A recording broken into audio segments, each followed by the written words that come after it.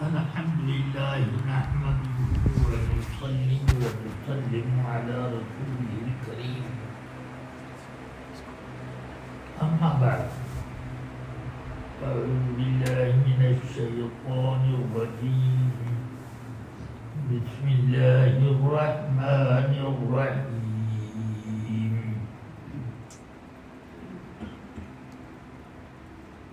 قل لا تمنوا علي إسلامكم بل الله يمن عليكم أن هداكم للإيمان صدق الله العلي العظيم.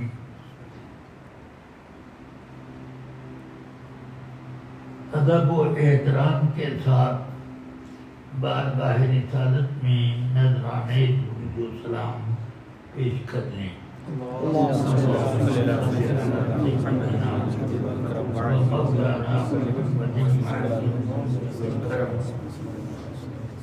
وآلہ وصحبہ وبارک وسلم. رفیقان گرامی اور عزیزان ملت اسلامیہ، اللہ کا بہت بڑا فضل و اکرام ہے کہ اس نے ہمیں اور آپ کو ایک بار پھر رمضان مبارک کی رحمتیں اور نعمتیں لوٹنے کا موقع عطا فرمایا. ہم میں سے کسی کو معلوم نہیں کہ اس رمضان کے بعد پھر کسی اور رمضان کی سعادت ہمیں ملے گی کہ نہ ملے گی. اس لیے جو موقع ساتھ ہو اسے ہاتھ میں رکھیے اور اس سے فائدہ اٹھائیے. اللہ تبارک و تعالی ہمیں اور آپ کو اپنی رحمتوں سے مالا مال فرمائے. عزیزان ملت اسلامیہ، اللہ تبارک و تعالی نے قرآن حکیم میں ارشاد فرمایا کہ رمضان مبارک کا مہینہ وہ مہینہ ہے کہ اللہ نے اس مہینے میں قرآن نازل فرمایا.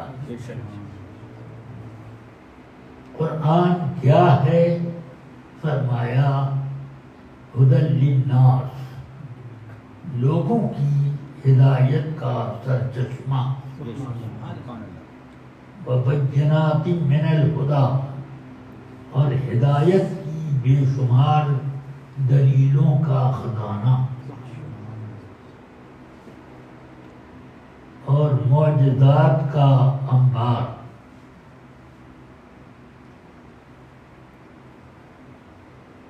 اور فرقان ہے، یعنی حق و باطل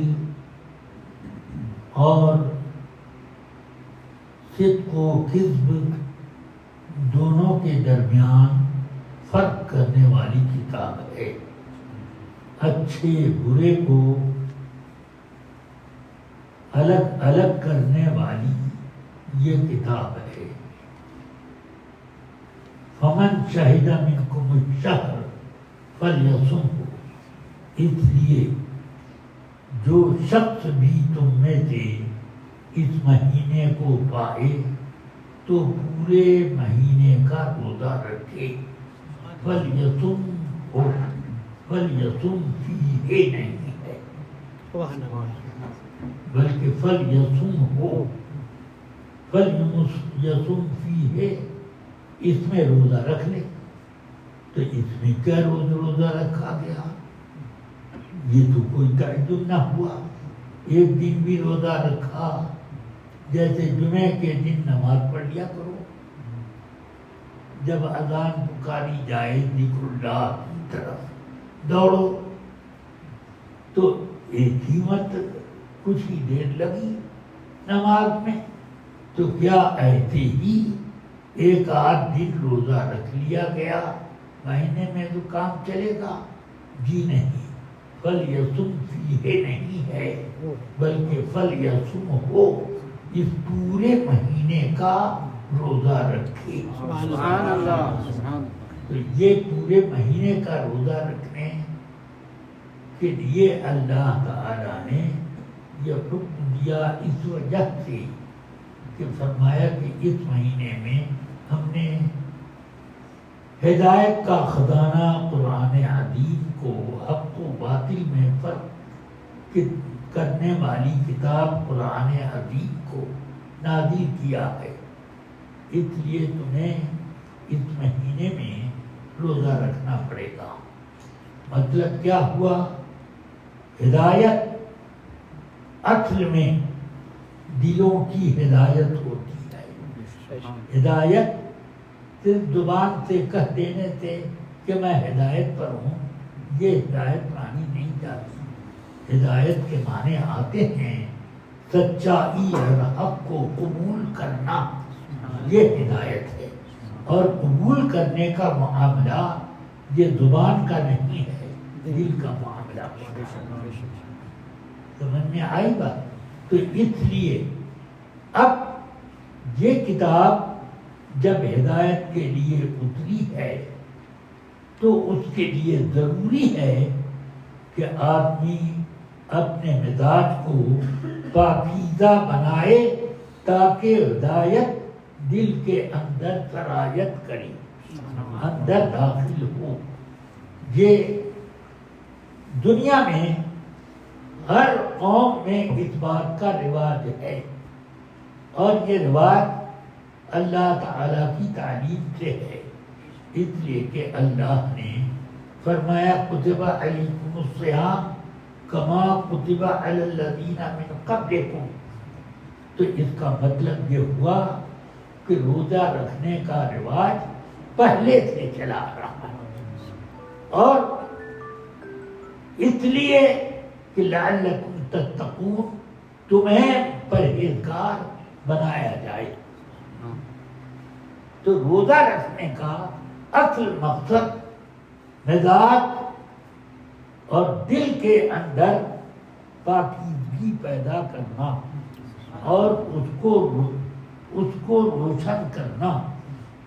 ایک طرف قرآن کا نزول ہو اور دوسری طرف دل پاکیزہ رہے تو اس نزول کا اثر قرآن پر ڈائریکٹ ہوگا، ورنہ دلوں میں تاثیر نہیں ہوتی۔ یہی وجہ ہے کہ ہر قوم میں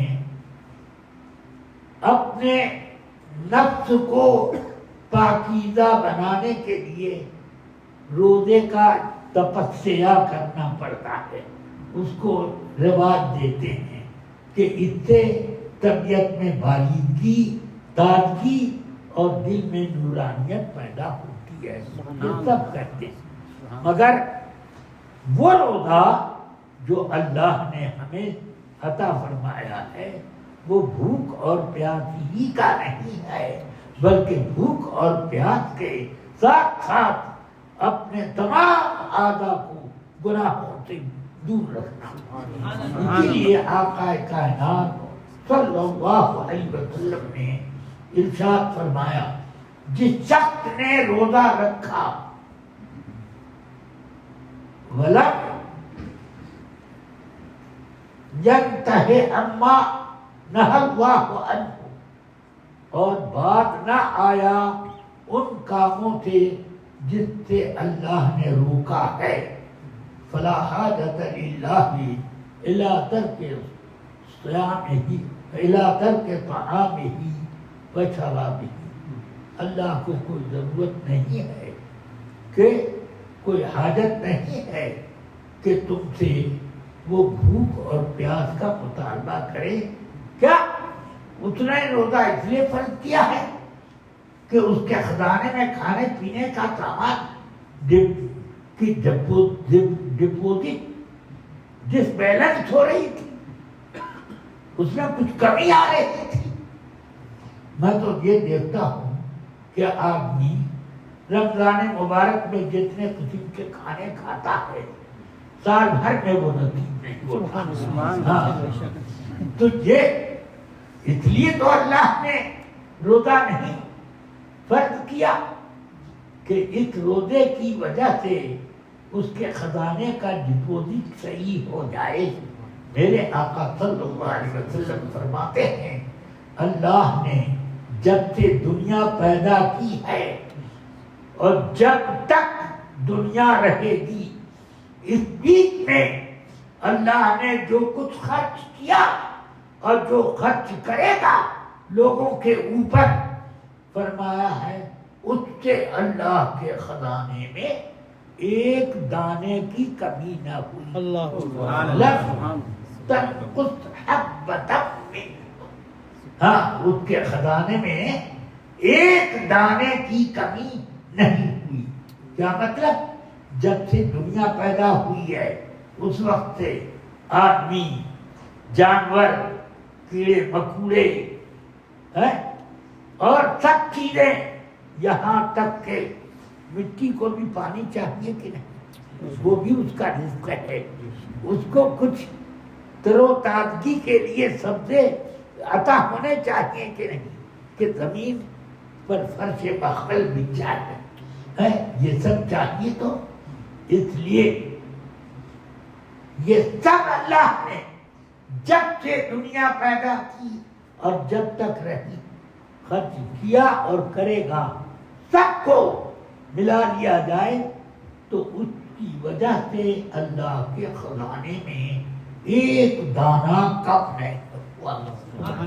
اب اندازہ کرو کہ اس کا خزانہ کتنا بڑا ہے، کتنا بڑا ہے. وہ تو خزانہ ہی خزانہ اس کے نام ہے. کوئی چیز اس کے خزانے میں کم ہونے کا نام نہیں ہے. یہ تو الگ الگ انداز ہے یہ سائنسدانوں کے سوچنے کا کہ پانی اب کم خرچ کرو، اس لیے کہ پانی کا ڈپوزٹ کم ہونے والا ہے. معلوم ہوتا ہے کہ پانی یہی لوگ پیدا کرتے ہیں، اب پیدا کرنے کی مشین ان کی کمزور پڑ گئی، اس لیے اللہ پانی بھی پیدا کرتا ہے، اللہ دانے بھی پیدا کرتا ہے، اللہ جانور بھی پیدا کرتا ہے. مگر جو چیز جتنی خرچ کرو اتنی ہی زیادہ آسان اور سستی اور کچھ مفت. یہ ہوا جو چل رہی ہے کئے پیسے میں ملتی ہے آپ کو؟ کئے پیسہ لگانا پڑتا ہے؟ مفت میں یہ ہوا مل رہی ہے. اگر یہ ہوا بند ہو جائے تو دم گھٹ جائے گا، مر جائے گا. سب سے بنیادی زندگی کی ضرورت ہوا پر، پھر پانی پر. پانی پر کتنا خرچہ کرنا پڑتا ہے آپ کو؟ اگر پکوڑا کھانا ہو، برگر کھانا ہو تو اس میں پیسے زیادہ لگیں گے، اور تھوڑا سا ایک دو بوتل پانی خریدنا ہو تو اس میں کم پیسے لگیں گے. سمجھ میں آ رہی کہ نہیں بات؟ جو جتنی زیادہ ضروری چیز ہے زندگی کے لیے اللہ نے اس کو اتنا ہی زیادہ سستا اور آسان بنا دیا ہے. آسان بنا دیا ہے اللہ تعالیٰ نے. اس لیے اللہ تعالیٰ نے حکم دیا اپنے انبیاء کرام کے ذریعے سے، اور کچھ احکام اس لیے کہ آدمیوں کی طبیعت میں اس جستجو کا جذبہ پیدا کیا ہے، جس سے وہ تلاش کرتا ہے کہ یہ کام کیسے ہو. یہ سب اللہ کی تعلیم سے ہوتا ہے. ذرا سوچو، قرآن مجید میں اللہ نے فرمایا، اللہ نے شہد کی مکھیوں کو حکم دیا کہ تم شہد پیدا کرو اور اس کے لیے گھر بناؤ. شہد مکھی کا گھر دیکھا آپ نے؟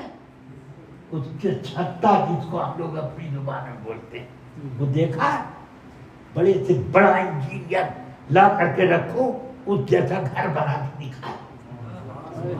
سبحان اللہ کیسا گھر ہوتا ہے اور اس میں کیسے شہد رکھی جاتی ہے، نہ کارک لگی نہ اور کوئی، یہ اس میں سے نکل کے گر نہیں رہا، سب اس میں محفوظ سبحان اللہ بچتا جا رہا ہے، اس میں حفاظت سے رہ رہا ہے۔ اور اس گھر کو ذرا دیکھو کتنی انجینئرنگ، کتنے اس میں اللہ تعالیٰ نے فرمایا کہ ہم نے وَأَوْحَيْنَا إِلَى النَّحْلِ أَنِ اتَّخِذِي بُيُوتًا، ہم نے شہد کی مکھیوں کے دلوں میں یہ بات ڈال دی کہ تم لوگ گھر اپنا شہد کے لیے اس طرح کا بناؤ۔ سمجھ آئی بات؟ تو یہ اللہ نے اس کے دل میں ڈالا، یہ نہیں ہے کہ اس نے کسی یونیورسٹی میں جا کر اپنا گھر بنانے کا انجینئرنگ کا کورس کمپلیٹ کیا ہو تب اس کے بعد وہ گھر بننا شروع ہوا ہو، بلکہ اللہ کی تعلیم ہے، اللہ نے بتایا۔ سمجھ گئے؟ جیسے حضرت نوح علیہ السلام کو کشتی بنانے کا نہیں بتایا، اللہ نے بتایا کہ اللہ نے فرمایا کہ کشتی بناؤ بِأَعْيُنِنَا، ہماری نگرانی میں، یعنی ہم جیسے بتائیں ویسی تم کشتی بناؤ، تو وہ کشتی بنی۔ دنیا میں اس سے پہلے کوئی بھی کشتی نہ تھی، اور نوح علیہ السلام نے وہ کشتی اور 2 تلہ کشتی بنائی ہے، جانوروں کے لیے الگ، انسانوں کے لیے الگ، یہ اس طریقے سے 2 تلہ 2 منزلہ کشتی بنائی۔ انہوں نے حکم دے دیا کشتی بنانے کے بعد کہ اے جانوروں اپنا ایک جوڑا یہاں بھیج دو، میری کشتی کے دیکھ کلاس میں سب آ جائیں، سب آ گئے، سمجھ گئے؟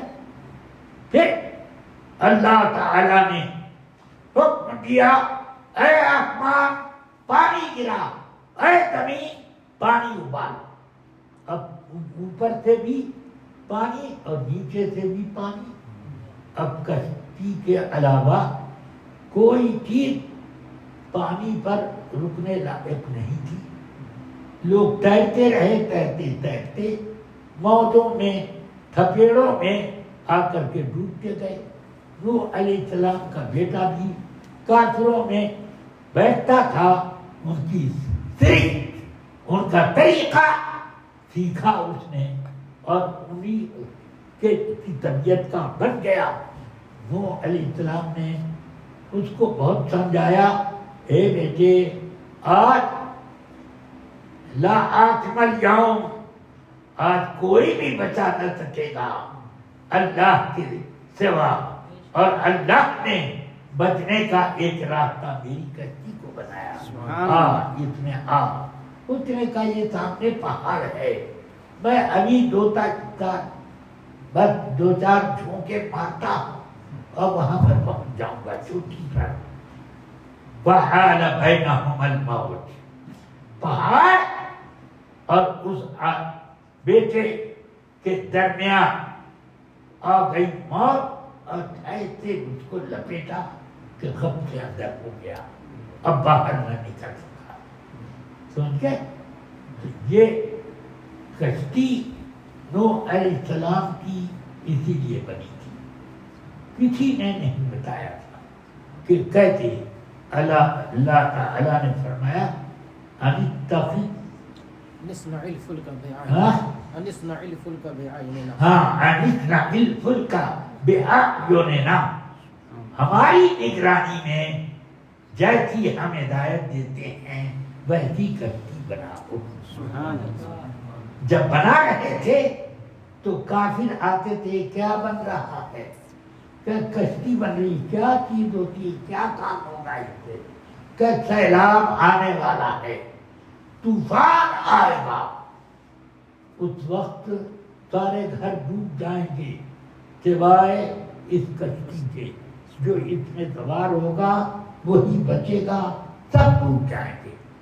تو ان سبوں نے کہا جیسے سب ڈوب جائیں گے ویسے کشتی بھی ڈوب جائے گی، کبھی دیکھی تو تھی نہیں کشتی کہ کیسے پانی کے اوپر تیرتی ہے، یہ کبھی دیکھا نہیں تھا۔ دنیا کی سب سے پہلی کشتی حضرت نوح علیہ السلام نے بنائی تھی۔ اب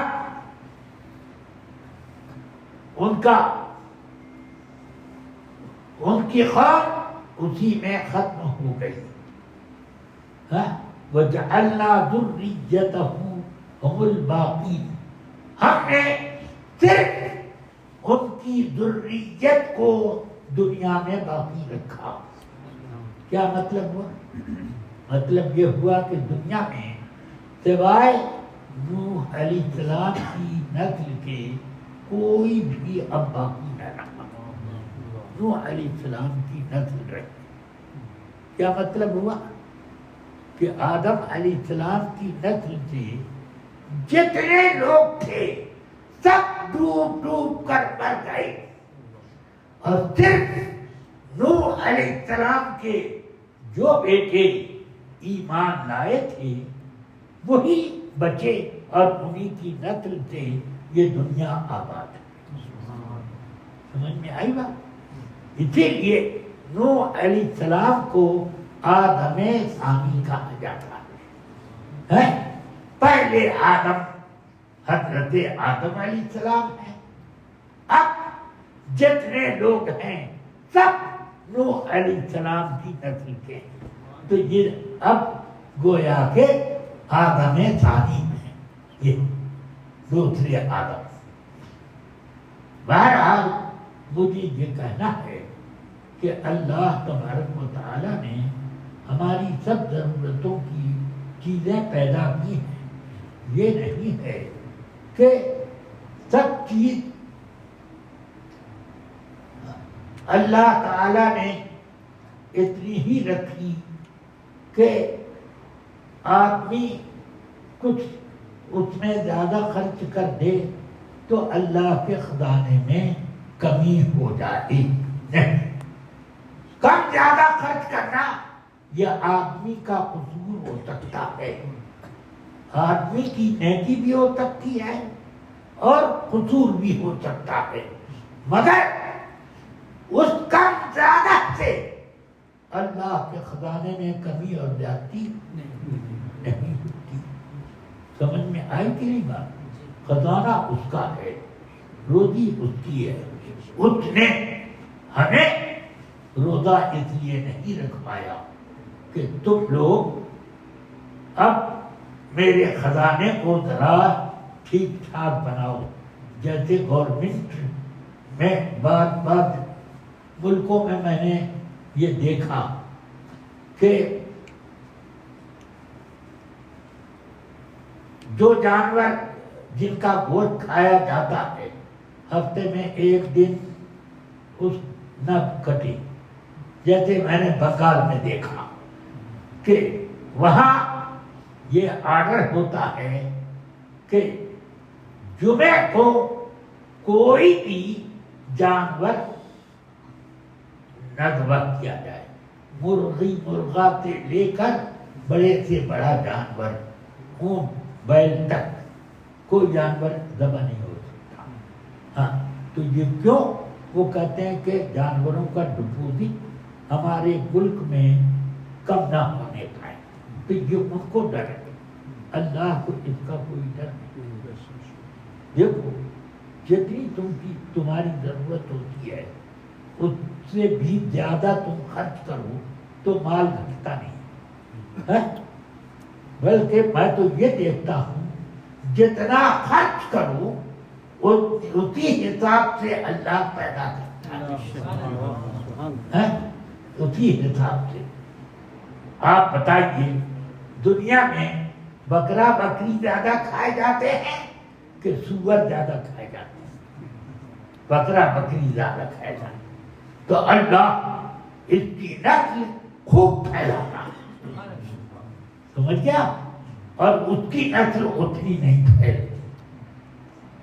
تو یہ وجہ یہ ہے کہ اللہ تعالی نے یہی طریقہ رکھا اور اسی طریقے پر اللہ تعالی نے نیکیوں کا معاملہ بھی تم کو سمجھایا کہ تم اللہ کی راہ میں جتنا خرچ کرو گے اس کا 10 گنا سے لے کر 700 گنا تک ہم بڑھائیں گے.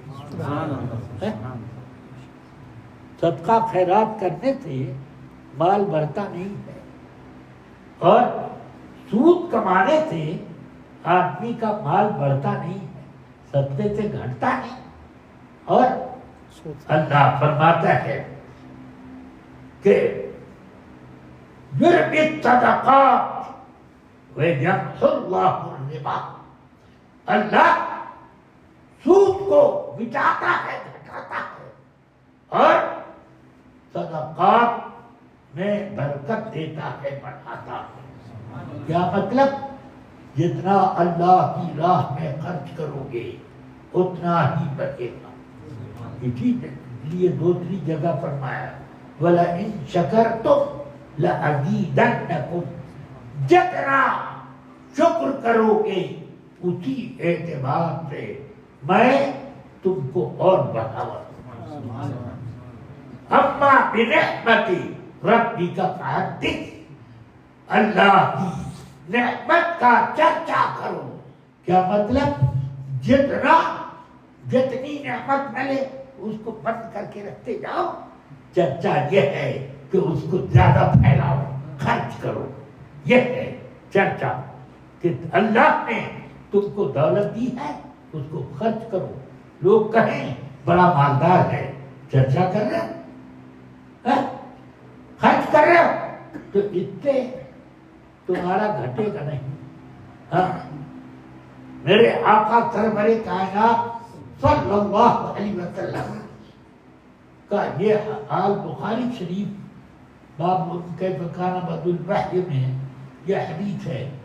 سیدنا عبداللہ ابن عباس رضی اللہ عنہما فرماتے ہیں رسول اکرم صلی اللہ علیہ وسلم سارے لوگوں میں سب سے زیادہ سخی داتا تھے.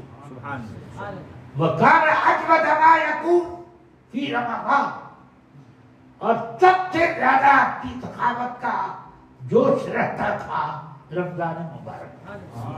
حين يلقاه جبرائيل وكان يلقاه في كل ليلة من رمضان فكان يدارسه القرآن, کہ رسول اکرم صلی اللہ علیہ وسلم سے ملاقات کے لیے رمضان کی ہر رات میں جبریل امین آتے.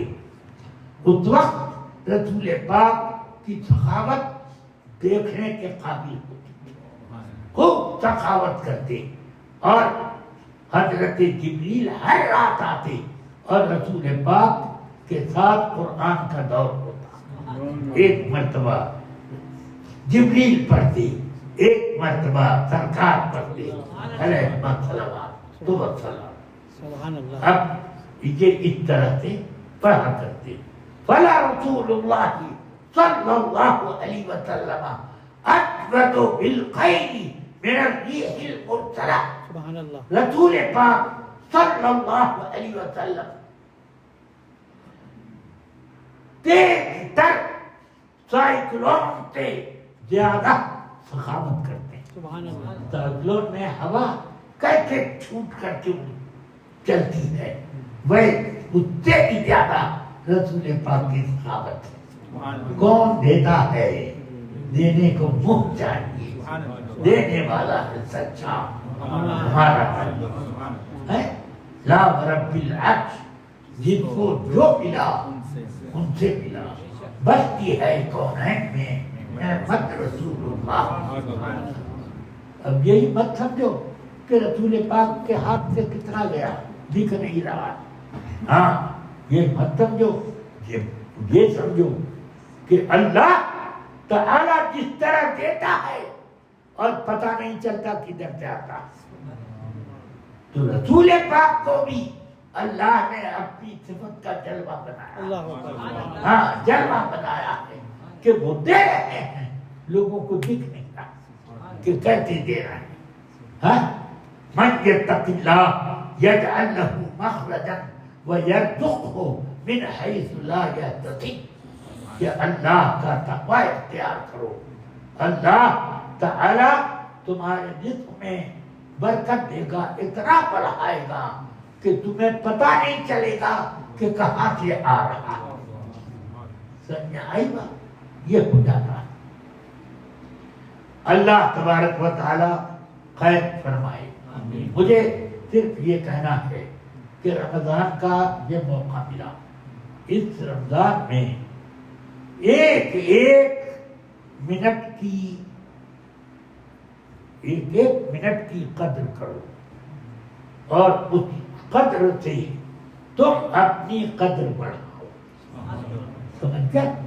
ہاں, جب تم نیکیوں کی قدر کرو گے تو اللہ تمہاری قدر بڑھائے گا, قدر بھی بڑھائے گا, قدر بھی بڑھا دے گا. ہاں, اور اللہ نے رمضان کا مہینہ تو یوں ہی کھانے پینے کے لیے اتنا بڑھا دیا کہ رسول پاک صلی اللہ علیہ وسلم ارشاد فرماتے ہیں, رمضان کا مہینہ آتا ہے تو جنت کے پھاٹک کھل جاتے ہیں, جہنم کے بند ہو جاتے ہیں, جناتوں کو بیڑیاں پہنا دی جاتے ہیں. یہ سب تو ہے ہی ہے, مگر فرماتے ہیں یزاد فیہ رزق المؤمن. سبحان اللہ. اس مہینے میں مسلمان کی روزی بڑھا دی جاتی ہے, بڑھتی نہیں.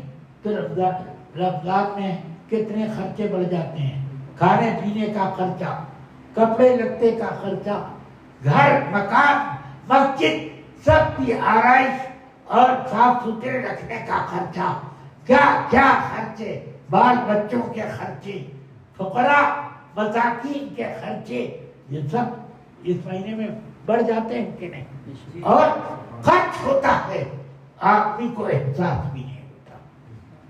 اپنے بچے بچیوں کی شادی کرتا ہے, دعوت کرتا ہے تو 4-6 مہینے تک کمر سیدھی کرنے میں لگتا ہے, مگر رمضان میں اس سے زیادہ بھی خرچ کر ڈالے تو اس کو احساس نہیں ہوتا, کچھ بھی نہیں فرق پڑتا.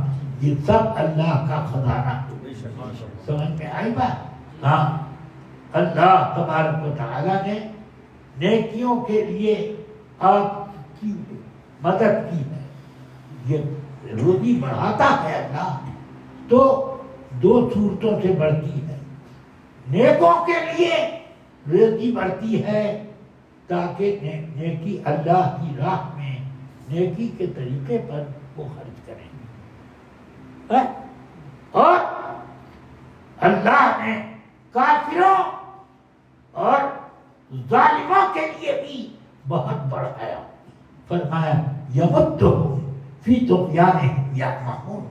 اللہ تعالی ان کی سرکشی اور گناہوں میں خوب ڈھیل دینے کے لیے ان کو زیادہ سے زیادہ دیتا ہے کہ لو یہ پیسہ لو, یہ دولت لو, اور خوب گناہ کرو, بدتمیزی کرو, کفر کرو, الحاد کرو, تکبر کرو, ظلم مچاؤ. یہ موقع دے دیتا ہوں ان کو, کرو تاکہ جہنم تمہارے لیے آسان ہو جائے. یہ ہوتا ہے. اور نیکوں کے لیے اللہ بڑھاتا ہے, لو میری رضا میں خرچ کرو, میرے لیے میرے قریب آؤ. تو یہ ایسا ہو جاتا ہے کہ آدمی اللہ کے لیے خرچ کرتا ہے, اور وہ خرچ یہی نہیں کہ فقراء ہی پر کرے, اپنے بال بچوں پر بھی اللہ کی رضامندی کے لیے خرچ کرے. کہ اللہ نے فرمایا کہ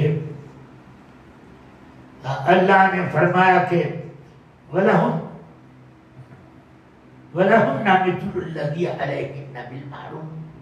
عورتوں کا بھی مردوں پر حق ہے نیکیوں میں جیسے مردوں کا حق عورتوں پر آتا ہے، عورتوں کا حق مردوں پر ہے، ایسے ہی بچوں کا کھانے پینے کا تو اللہ تبارک و تعالی نے یہ سب بنایا۔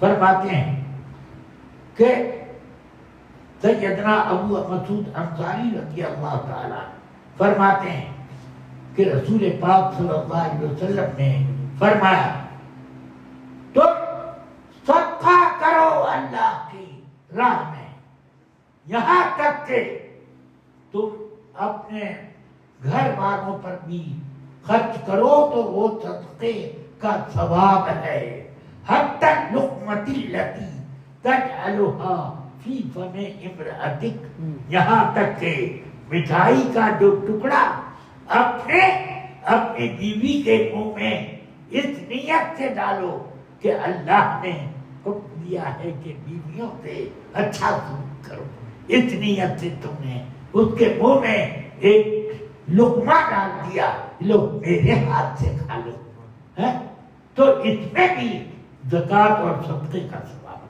سبحان اللہ۔ سمجھ میں آیا؟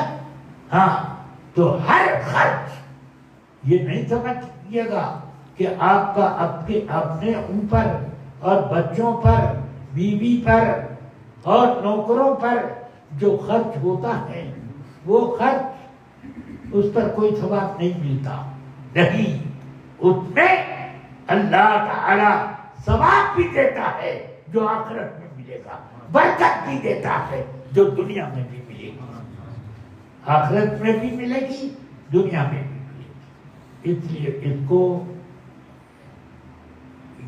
ہر چیز کو اسی طریقے پر رکھو، یعنی جو چیز مال کے قبیل سے ہے وہ مال کے طور پر خرچ کرو اللہ کی راہ میں، اور جو اپنی طاقت کے بلبوتے پر ہے، جیسے روزہ رکھنا اپنے قوت کی بنیاد پر ہے، اور اسی طریقے سے کسی کمزور کو سہارا دے دینا وغیرہ وغیرہ، مال اور اپنے جان، اور اسی طرح کسی گرے پڑے کی خبر گیری کر لینا، یہ بھی اللہ کی رضا جوئی کی نیت سے کرو تو اس میں بھی تمہارے لیے برکت ہے اور اس میں ثواب ہے۔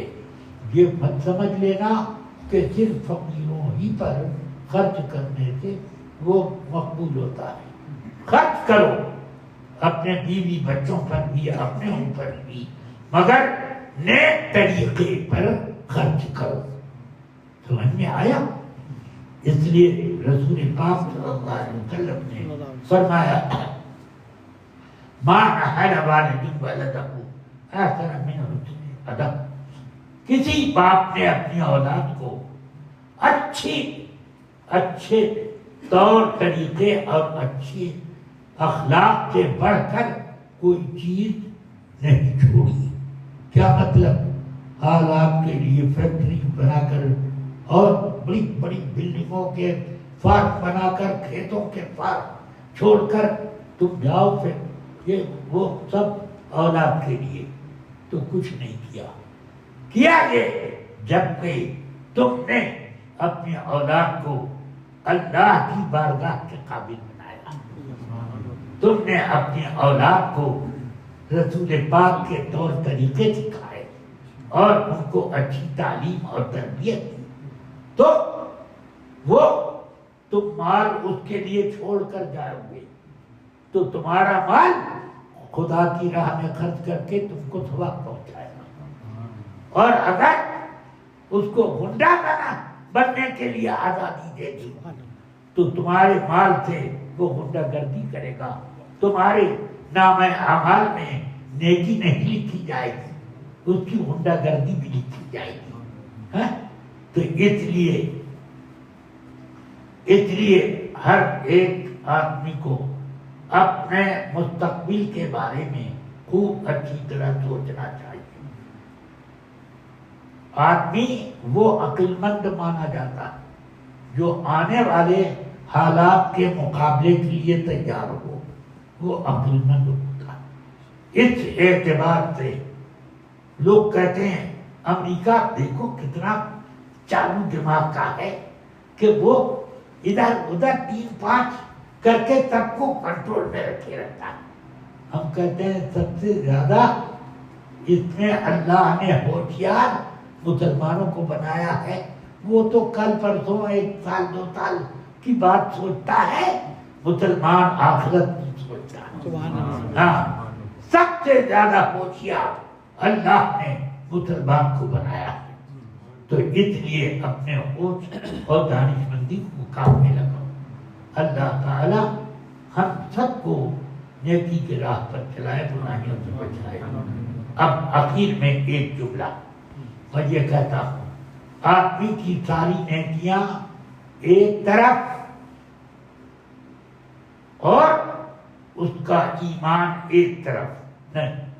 ایمان پھر بھی سب سے اونچا. ساری نیکیاں ایک طرف رکھ دو اور ایمان ایک طرف، تو ایمان کے مقابلے میں سب نیکیاں نیچی. سمجھ میں آیا؟ نجات آخرت میں ایمان پر. قبر میں پہنچو گے وہیں سے ایمان کا مسئلہ شروع ہو جائے گا. وہاں پر یہ نہیں پوچھیں گے قبر میں کتنی نماز پڑھتے تھے، تراویح، روزہ، یہ وہ کتنا کیا اور خدا کی راہ میں کتنا خرچ کیا. قبر میں یہ نہیں پوچھا جائے گا. قبر میں ایمان کو پوچھا جائے گا. اس شخصیت کے بارے میں کیا کہتے ہو؟ کیا کہتے ہو؟ اس شخصیت کے بارے میں یہ پوچھا جائے گا. 3 حدیثیں میں نے بخاری میں پڑھی. حضرت سیدنا برا ابن عادی، انس ابن مالک، حضرت اسماء بنت ابی بکر رضی اللہ تعالیٰ عنہ اجمعین، ان تینوں کی حدیث میں یہی ہے کہ تم میں سے کسی کی قبر میں آنے والے آئیں گے اور آ کر پوچھیں گے ما تقولو فی ھذا الرجل، میری طرف اشارہ کر کے پوچھیں گے اس شخصیت کے بارے میں کیا کہتے ہو. تو فرماتے ہیں یہی ایک سوال ذکر ہے بخاری میں، دوسرا، پہلا، دوسرا، تیسرا، یہ سب صرف ایک سوال ذکر ہے بخاری کی حدیثوں میں. سمجھ میں آیا؟ تو پوچھیں گے اس شخصیت کے بارے میں تم کیا کہتے ہو، تمہاری کیا رائے ہے، یہ پوچھیں گے. فرماتے ہیں فَأَمَّا الْمُؤْمِنُ، مسلمان ہوگا تو وہ دیکھتے ہی کا ہوا محمد رسول اللہ جاءنا بالبينات والهدى فآمنا به واتبعناه هو محمد یقول صلاۃ. فرماتے ہیں رسول پاک پوچھیں گے ان کے بارے میں کیا کہتے ہو، کہیں یہ تو حضور محمد ہیں صلی اللہ علیہ وسلم، اللہ کے رسول ہیں، ہمارے پاس ہدایت لائے، دلیلیں اور معجزہ لے کے آئے، ہم ان پر ایمان لائے، ان کی غلامی کی، فرما برداری کی، ہم انہیں کے غلام بنے رہے. پھر دوبارہ یہی کہے گا، پھر تیسری مرتبہ یہی کہے گا. ایک سوال ہے اور جواب 3 مرتبہ ایک ہی طرح کا. یہ نہیں ہے کہ فرشتے پوچھیں گے کہ پھر سے کیا بول رہا، پھر سے کیا بول رہا.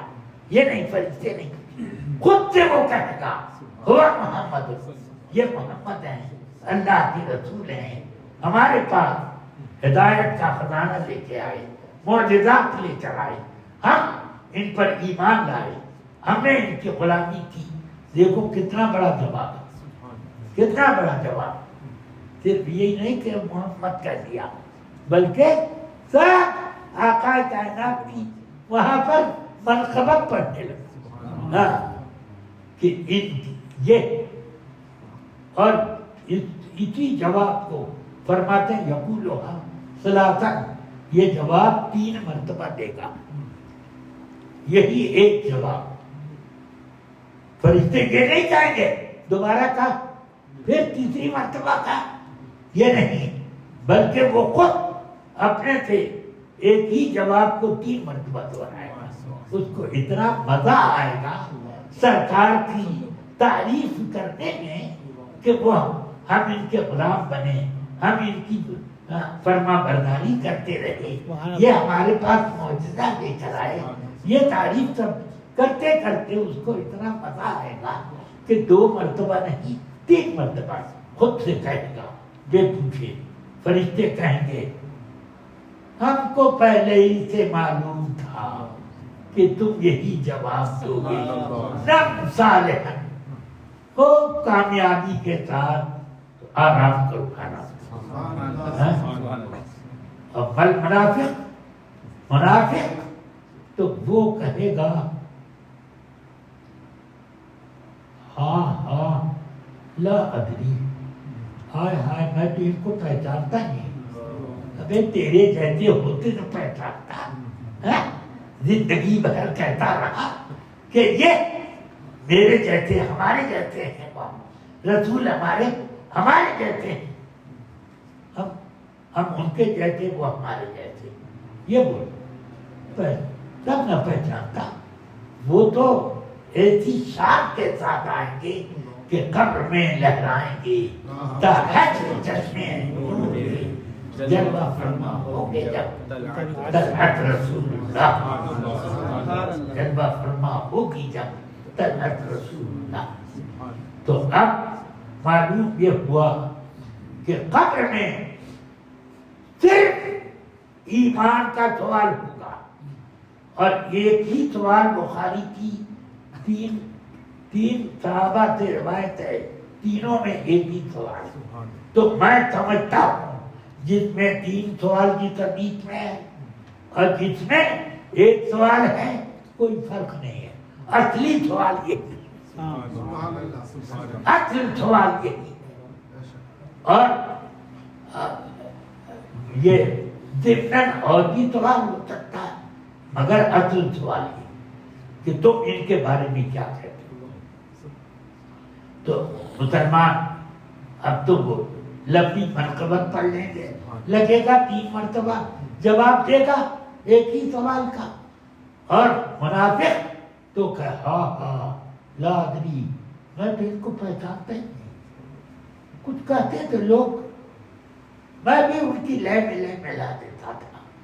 ہاں اسی لیے قرآن میں اللہ نے فرمایا یثبت اللہ الذین آمنوا بالقول الثابت، قبر میں اللہ مسلمانوں کو ایمان پر جمائے رکھے گا۔ سمجھ میں آیا؟ یعنی مرنے کے بعد سب بھول جائے گا اور قبر میں پہنچے گا، سوال کرنے والے آئیں گے، اللہ اس کو جواب بتائے گا۔ یثبت اللہ الذین آمنوا بالقول الثابت، اور منافق کو چھوڑ دے گا۔ جب تو اب دنیا میں منمانی کرتا تھا، یہاں بھی جو تیرے من میں آئے جواب دے، تو کچھ آئے تب نا جواب دے۔ ہاں لا ادری، میں ان کو پہچانتا نہیں۔ تو وہ کہیں گے ہمیں پہلے ہی سے معلوم تھا کہ تم کو جواب دے نہ پائے گے، پھر اس کو جگ کر عذاب دیا جائے گا اس قبر میں۔ سمجھ میں آیا؟ تو قبر میں روزے، نماز، حج، زکات، خیرات، برکات، یہ سب سوال نہیں ہوگا۔ کیا سوال ہوگا؟ ایمان کا۔ تو اس لیے یاد رکھو اس کی حفاظت سب سے زیادہ ضروری۔ قیامت بعد میں آئے گی، پہلے ہی قبر میں آدمی کا بالکل ٹھکانہ لگ جائے گا۔ فرمایا میرے آقا نے القبر اول منزل الآخرہ. قبر آخرت کی پہلی منزل ہے. فمن نجا فیہ نجا بعدہ. جو قبر میں نجات پا گیا تو آگے اور نجات پاتا جائے گا، اور جو قبر میں پھنس گیا آگے اور پھنسے گا. آج لے ان کی پناہ، آج مدد مانگ ان سے. آج لے ان کی پناہ، آج مدد مانگ ان سے. پھر نہ مانیں گے قیامت میں اگر مان گیا. ہاں قبر میں تو کچھ بھی نہیں سمجھ میں نہیں آئے گا. قیامت میں سب لوگ پہچان لیں گے.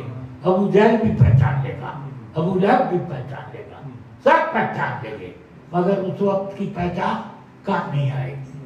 اب قبر میں سوائے صاحب ایمان کے وہ سنی فیض عقیدہ لوگ، انہی کو جواب کی توفیق ہو. اس لیے اپنا ایمان بچا کر رکھو، حفاظت کے رکھو، اور سرکار کو بے مثل و مثال، بے مثل و بے مثال یہیں سے مان کے رکھو، تو وہاں پر کھٹ سے پہچان جاؤ گے کہ بے مثل و بے مثال ہے. ان کے علاوہ کون ہے کوئی پہچان لو. اور ایک شان دیکھو، ایک وقت میں دنیا میں کتنی قبریں بنتی ہیں، اور ہر قبر میں سوال کرنے والے آتے ہیں، اور سرکار سب کے سامنے. سر میں آئی بات. اب اس نقطے کو دیکھتے رہو. ہاں یا تو یہ کہہ لو کہ سب کی قبر میں حاضر ناظر، یا یہ کہہ لو کہ سب کی قبر سے رسول پاک اپنے مدینہ منورہ کی مسجد اطہر میں سب کو نظر آتے ہیں. یہاں سے وہاں تک پورا راستہ کھل جاتا ہے. سمجھ گیا؟ ہاں یہ کہو یا وہ کہو. اور یہ بھی یاد رکھو، امام جلال الدین سیوطی رحمۃ اللہ علیہ نے یہ البدور الصافرہ فی احوال الآخرہ، اور نام بھول گیا، ایک اور کتاب یہ امام جلال الدین سیوطی نے لکھی، اس میں یہ فرمایا قبر کا سوال تمام علماء کا اتفاق ہے کہ صرف امت محمدی کے لیے ہے، پہلے کے انبیاء کرام کی جو امتیں تھیں ان کے لیے نہیں. سمجھ میں آئی بات؟ کیوں؟ اعظامت لرسول اللہ صلی اللہ علیہ وسلم، رسول پاک صلی اللہ علیہ وسلم کی شان قبر میں ظاہر کی ہے. سمجھ میں آئی بات؟ ان کی عظمت یہی مانو تو قبر میں بھی عظمت کرو. ہاں اور جب یہی تعظیم سے پیچھا چھوڑا ہوگے تو وہاں تعظیم خود تم سے پیچھا جائے. ہاں تو اس لیے یہیں سے تیاری کرو. آج لے ان کی پناہ، آج مدد مانگو گے، پھر نہ مانیں گے قیامت میں اگر مان گیا. انہیں مانا، انہیں جانا، انہیں مانا، نہ رکھا غیر سے کام. للہ الحمد، میں دنیا سے مسلمان گیا. انہیں جانا، انہیں مانا، یہی ہے ایمان. اس لیے جب اس طرح کے ماننے کے ساتھ دنیا سے گئے تو ایمان کے ساتھ گئے. اللہ تعالی مجھے اور میرے تمام سنی بھائیوں کو ایمان پر استقامت رکھا. سرکار کی عظمت کی دولت ہمارے دلوں میں بیٹھا دے، اور اس سے یا اللہ اس کے صدقے میں ہم سب کو آخرت کے میدان میں عزت اور پاکیزگی کے ساتھ نجات عطا فرما، قبر میں بھی حشر میں بھی. وصلی اللہ تعالی علی نبی کریم وآلہ وصحبہ اجمعین برحمتک یا